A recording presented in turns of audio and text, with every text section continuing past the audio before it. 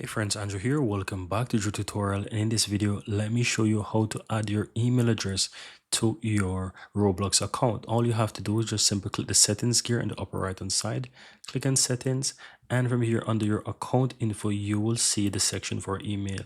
If you don't have any email there, you will be able to add that email there. So simply click on add and go ahead and enter your email address here. Then from here, you can choose a checkbox if you would like to also sign up to receive emails about Roblox. It's really optional.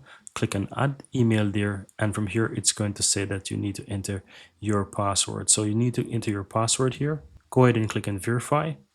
And you can see that the email is added. Click on OK. And here it will show you that it's pending verification, right? So all you have to do now, guys, is go to your email and you will find that Roblox email. It will be somewhere in your inbox. Click on the email verification that you receive. Click on verify email. Then you can see that it's done. If you go back to your Roblox account, guys, just simply do a refresh of that page.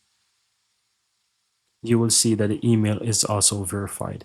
And that's how you add and verify your email within Roblox. Very easy and very simple.